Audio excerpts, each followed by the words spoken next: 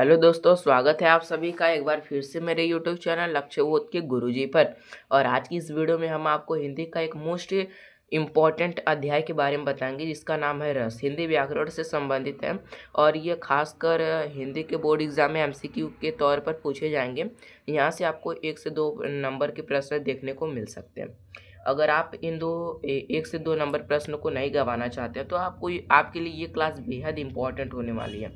क्योंकि अगर आपने हिंदी में 100 में से 100 का सपना रखा है तो आपके हिंदी में 100 में से 100 लाने में अपनी महत्वपूर्ण भूमिका निभाता है कौन? रस निभाता है। क्योंकि आपका 2 नंबर की वजह से 98-99 नंबर आ सकते हैं। अगर यह 1 नंबर का आया तो आपका 99 नंबर आएगा। अगर 2 नंबर का आया तो ये आपको जैसे कि 98 नंबर देकर जाएगा। यानी आपको हर एक टॉपिक को पढ़ना है। यहाँ से आपको लिखने के लिए कोई भी प्रश्न नहीं आएगा, बल्कि आपको गोला लगाने के लिए प्रश्न आएगा। यानी एमसीक्यू के तौर पर 1 से 2 प्रश्न देखने को मिलेंगे, वो भी 1-1 नंबर के जो रहेंगे। चलिए बिना किसी देर के वीडियो की शुरुआत करते हैं। लेकिन उससे पहले अगर आपने हमारे इस चैनल पर नए हैं तो वीडियो को लाइक कर दीजिएगा और चैनल को सब्सक्राइब करना मत भूलिएगा, ताकि आगे आने वाली जो वीडियो है वो सबसे पहले आप तक पहुँच सके। चलिए बिना किसी देर के वीडियो की शुरुआत करते हैं। सबसे पहले मैं आपको रस से परिचित कराता हूँ कि आखिर रस होता क्या।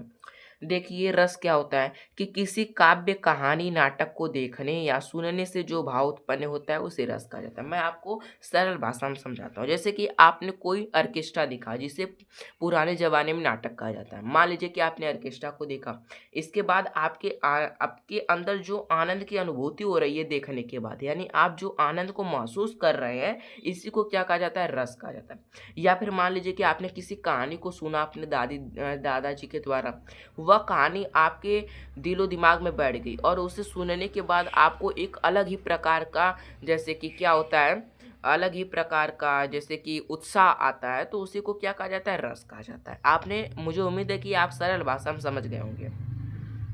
इसके बाद रस के प्रकार। रस के प्रकार तो कई होते हैं, लेकिन हमें कक्षा 10 के सिलेबस के अनुसार केवल 2 ही रस पढ़ना है। कौन कौन सा रस पढ़ना है? एक हास्य रस और एक करुण रस। यानी हमें केवल 2 रस पढ़ना है, हास्य रस, करुण रस। आपको कक्षा 10 के सिलेबस के अनुसार पढ़ना है। इसके अलावा जितने भी रस हो वो अलग अलग कक्षाओं में पढ़ाए जाते हैं। हास्य रस से संबंधित प्रश्न कहाँ कहाँ से पूछे जाएंगे इसके बारे में बताता हूँ। और करुण रस से, हास्य रस का अस्थाई भाव हास होता है, यहाँ से आपको बनता हुआ प्रश्न दिख जाएगा।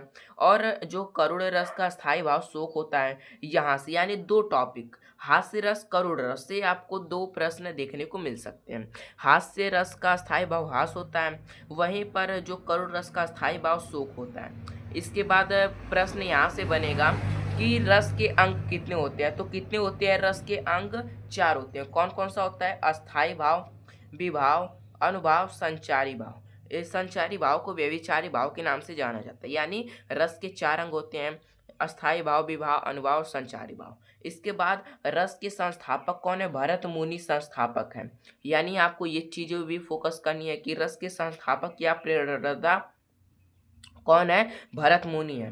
और भरत मुनि ने क्या कहा कि ये जो 4 अंग है, कौन कौन से? अस्थाई भाव, विभाव, अनुभाव, संचारी भाव को जब आपस में मिला दिया जाता है तो रस की क्या होती है? उन्नति होती है। उनका कहना है। किसका? भरत मुनि का कहना है। यानी मुझे उम्मीद है कि जितने भी पॉइंट्स बताए गए हैं मैंने शुरू से लेकर अब तक, आपको अच्छी तरह से समझ में आ रहे होंगे। अब मैं आपको थोड़ा सा परिचित कराता हूँ किससे? यह हास्य रस और करुण रस से परिचित कराता हूँ।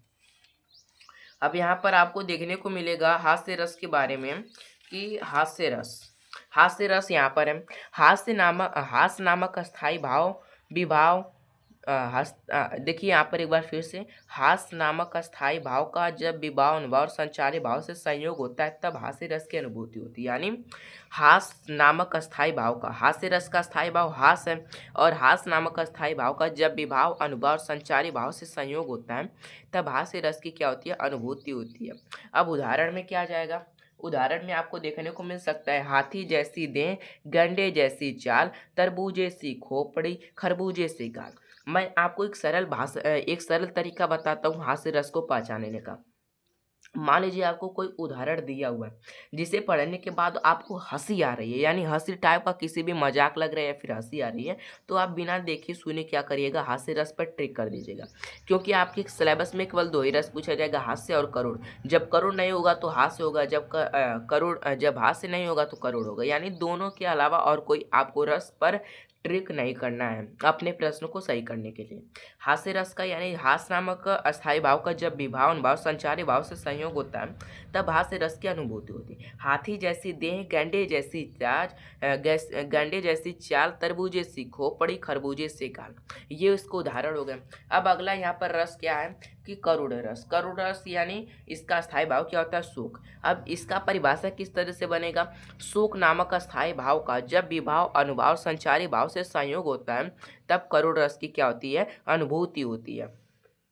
इसे पहचानने का ट्रिक है कि आपको हाई दिख जाएगा, तात दिख जाएगा, और या फिर ये मार्क मार्क यानी ये निशान आपको दिख जाएगी, ये निशान ये चिन्ह दिख जाएगा, हाय तात। ये तीनों में से कोई एक चीज अगर आपको दिख रहे हैं तो वह आप उस पर किसका ट्रिक मारेंगे, करुण रस का। और बातों को पढ़ने या फिर उदाहरण को पढ़ने पर आपको हंसी टाइप की आ रही है तो आप हास्य रस पर ट्रिक करेंगे। यहाँ पर इसके उदाहरण को देख लेते हैं करुण रस के। मणि खोई भुजंग सी, जननी फंसा पटक रही थी, शीश अंधी आज बनाकर मुझको किया न्याय तुमने जगदीश। इसे पढ़ने के बाद आपको थोड़ा सा दुख का अनुभव होता होगा, इसलिए इसे क्या कहा जाएगा, हाँ करुण रस कहेंगे। मैंने आपसे कहा कि अगर आपको पढ़ने के बाद करुण जैसे कि आपको निराश या फिर थोड़ा सा निराश प्रवृत्ति का लगता है तो वह करुण रस रहेगा। अगर आपको हंसी प्रवृत्ति का आ रही है तो वह हास्य रस रहेगा। अगर आपको ये वीडियो थोड़ी भी पसंद आई होगी तो वीडियो को लाइक कर दीजिएगा और कमेंट में एक प्यारा सा कमेंट कर दीजिएगा। मैंने आपको इस वीडियो के अंतर्गत जितनी चीज़ें बताएं इसके बाहर आपको बोर्ड एग्जाम में प्रश्न देखने को नहीं मिलेंगे, क्योंकि जो एमसीक्यू होते हैं वो खासकर पिछले वर्ष के पीवाईक्यूज होते हैं और पीवाईक्यूज को मैंने शामिल किया है। धन्यवाद, मिलते हैं किसी अगली वीडियो में नए टॉपिक के साथ।